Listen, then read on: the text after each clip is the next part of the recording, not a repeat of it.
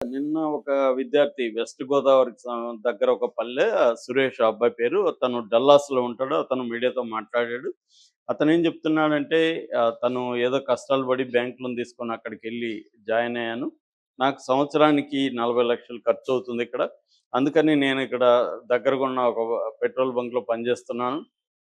దాంతో నాకు గంటకి $10 వస్తాయి. హ్మ్. దాన్ని బేస్ చేసుకొని నేను రోజుకి ఒక 5, 6 గంటలు పని చేసుకుంటూ ఇక్కడ చదువుకోగలుగుతున్నాను. ఇప్పుడేమైందంటే వీళ్ళు ఇమ్మిగ్రేషన్ అండ్ కస్టమ్స్ ఎన్ఫోర్స్‌మెంట్ అనే ఒక శాఖ ఉంది. ఐస్ అని పిలుస్తారు దాన్ని. ఈ ఐస్ డిపార్ట్‌మెంటు విపరీతంగా వచ్చేసి ఎక్కడికక్కడ ఈ పెట్రోల్ బంకులు, తర్వాత రెస్టారెంట్లు, తర్వాత సూపర్ మార్కెట్లు హ్మ్. వీటికంతా వచ్చేసి ఎక్కడెక్కడ ఇండియన్స్ మిగతా వాళ్ళు పనిచేస్తున్నారు.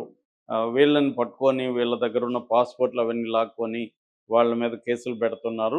వాళ్ళని ఇండియాకి పంపించేస్తామని. ఇది అన్ని దేశాలలో జరుగుతుంది గానీ, మనకి ప్రధానంగా ఇబ్బంది అవుతుంది. సో, ఇప్పుడు నేను అందుకని ఇది జరుగుతుండేసరికి ఇంకా ఉద్యోగం మానేసుకున్నాను. ఇప్పుడు నాకు ఇక్కడ నేను ఎలా బతకాలి? ఎలా చదువు కంటిన్యూ చేయాలో నాకేమీ అర్థం కావట్లేదు. మా యూనివర్సిటీలో నాకేమీ పార్ట్ టైమ్ జాబ్ కూడా లేదు. కొంతమందికి మాత్రం వారానికి 20 గంటలు మాత్రమే ఇస్తారు. అది కూడా డబ్బులు సరిపోదు. హ్మ్. తక్కువిస్తారు. అందరికి గూడా అది రావు. సో, నాలాగా చాలామంది వేలాది మందున్నారు. తెలుగు వాళ్ళు గూడా చాలా ఇక్కడ నరకం అనుభవిస్తున్నాం మేము. మేము ఈ ఈ పరిస్థితిని ఊహించుకోలేదు అని అంటున్నారు. ఎందుకంటే ఇది ఎప్పటినుంచో నడుస్తుంది గాబట్టి అవును. స్టూడెంట్‌లేం జేస్తున్నారు, మనం ఏదో అప్పో సప్పో జేసి హ్మ్. ఎళ్ళిపోవడం. ఎళ్ళిపోయి అక్కడ ఆహ్, పార్ట్ టైమ్ జాబు ఎందుకంటే ఎవరో తెలిసిన వాళ్ళో, ఫ్రెండ్ ఆఫ్ ద ఫ్రెండో ఎవరో ఉంటారు. అవును ఎవరినో సార్. పట్టుకుంటాము. హ్మ్. పట్టుకొని వెళ్తే వాళ్ళక్కడ మనకి పార్ట్ టైమ్ జాబ్ ఏదో చూపిస్తారు.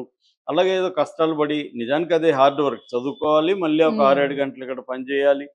సో, హార్డ్ వర్క్ చేస్తే కొద్దిగా మనం మంచి ఫ్యూచర్ ఉంటది అవును సార్. అనుకోని హ్మ్. వెళ్తున్నారు చాలామంది. సో, నేను మొన్న గూడా ఒకటి చెప్పాను. ఈ మధ్యనే ఓపెన్ డోర్స్ అనే ఒక సంస్థ ఒక రిపోర్ట్ సబ్మిట్ చేసింది. ఆ రిపోర్ట్ ప్రకారం ఇప్పటికి ఇండియన్ స్టూడెంట్స్ అమెరికాలో 3,31,602 మంది ఉన్నారనేది ఆ నివేదిక హ్మ్. రీసెర్చ్ చేసిన టైంకి ఇంతమంది ఉన్నారనమాట. ఇది ఆహ్, 15 ఇయర్స్‌లో చైనాని దాటేశారు ఫస్ట్ టైమ్ ఇండియా.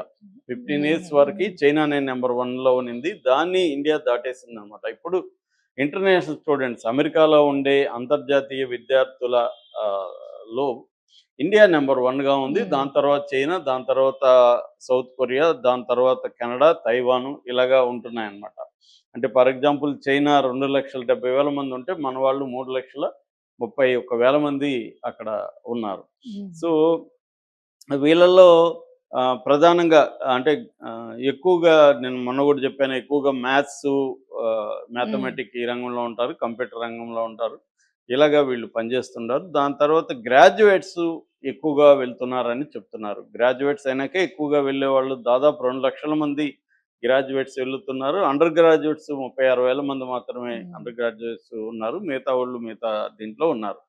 సో, ఇప్పుడేందంటే వీళ్ళల్లో మెజారిటీ డబ్బుండి అక్కడ చదువుకి కంప్లీట్‌గా ప్లాన్ జేసుకొని, అక్కడ 3 ఏళ్ళో, 4 ఏళ్ళో మనకి చదువుకి ఇంత ఖర్చవుతుంది అని ప్లాన్ జేసుకొని ఎళ్ళినోళ్ళు కాదు. కొంతమంది మెడికల్ స్టూడెంట్ హ్మ్. వాళ్ళకేందంటే అక్కడ స్టైఫండ్ లాగా ఇస్తారు. అక్కడ ఒక $4,000-5,000 ఇస్తారు.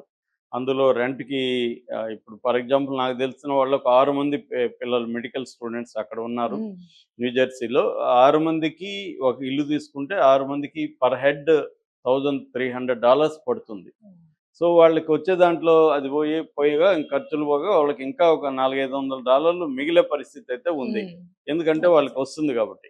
అట్లా గాకుండా కొంతమంది స్టూడెంట్లు ఇట్లాగే రూముల్లో తీసుకోవాలి. రెండోది వాళ్ళు కారు లేకుండా అక్కడ ఉండలేరు. అమెరికాలో ఒక సామెతుంది. కాళ్ళు లేకపోయినా ఉండొచ్చు కానీ, కారు లేకపోతే ఉండలేమని. ఓహ్! సో, హ్మ్. అందువల్ల వాళ్ళు కారు కొనుక్కోవాలి. అది సెకండ్ హ్యాండ్‌ది ఎక్కడో కారు కొనుక్కోవాలి. ఆహ్, వీళ్ళు ఒకే దగ్గర పనిచేస్తారు లేదా చదువుకుంటారు కాబట్టి కారులో అందరూ కలిసి వెళ్ళడం, ఇరుక్కొని, కష్టాలు పడి మళ్ళీ రావడం. హ్మ్. ఇలాగా అంటే డబ్బుల్ని పొదుపుగా వాడుకోవాలి.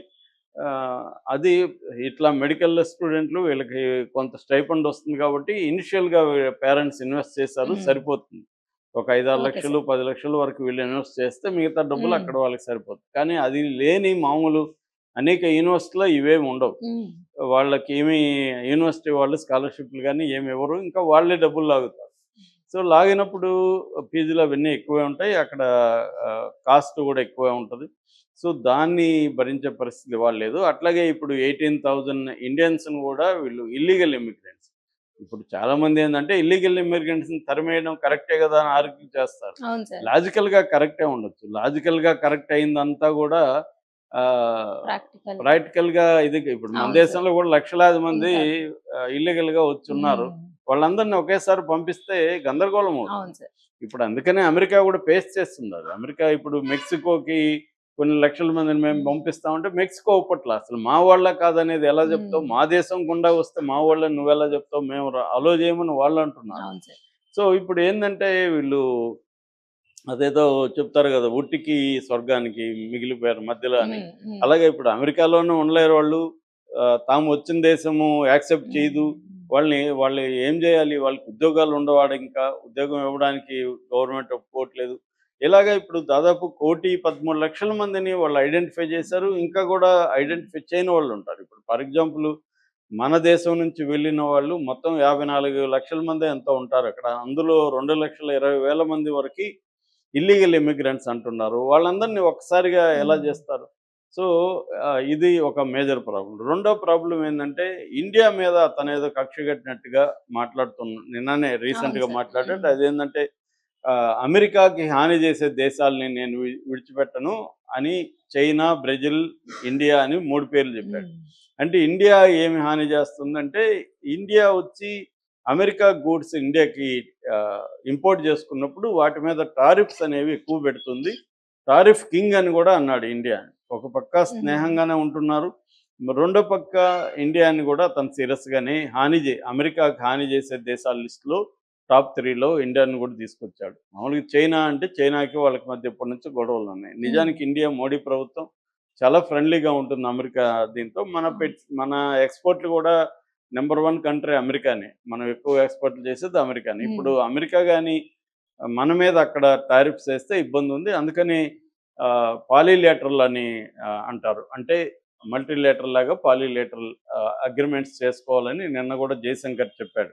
అంటే ఇది మారడానికి షిఫ్ట్ అవ్వాల్సిన పరిస్థితి అయితే ఉంది ఇండియాకి. హ్మ్. అమెరికా మీదే డిపెండ్ అయ్యి ఎక్కడెక్కడ మనం అవుతున్నామో దాన్నంతా షిఫ్ట్ చేసుకోవాలి. నిజానికి అమెరికా మనం మొత్తం వలసల్లో అమెరికా వలసలనేవి తక్కువే. గల్ఫ్‌తో పోలిస్తే. గల్ఫ్ కంట్రీస్‌కే మనోళ్ళు ఎక్కువ వెళ్తారు. హ్మ్. కాబట్టి ఇప్పుడు అమెరికాకు వెళ్తున్న వాళ్ళు కూడా మిగతా దేశాలకెళ్ళాలి. కాకపోతే మిగతా దేశాల్లో ఎక్కడ యూరప్‌కెళ్ళాలి. యూరప్‌లో చాలా దేశాల్లో క్రైసిస్ ఉంది. నిన్ననే స్పెయిన్ 2 ఏళ్ళో, 3 ఏళ్ల పాటు టూరిస్టులను కూడా బ్యాన్ చేసింది. వాళ్ళు చాలా దేశాల్లో టూరిస్టులు రావద్దని చెప్తున్నారు. ఓహ్! టూరిస్టుల పేర్లతో అక్కడ పోయి ఆల్రెడీ అక్కడ ఎకనామిక్ ఇబ్బందులుంటే వీళ్ళెళ్లి మళ్ళీ ఇదవుతుంది. అంటే ఈ హ్మ్. Syria, middle east crisis, Russia, Ukraine హ్మ్. దీనివల్ల యూరప్ మీదకి జనం ఎక్కువ పడుతున్నారు. హ్మ్. సో, ఇలాగ రకరకాల దేశాలన్నీ ఇబ్బందుల్లో ఉన్నాయి.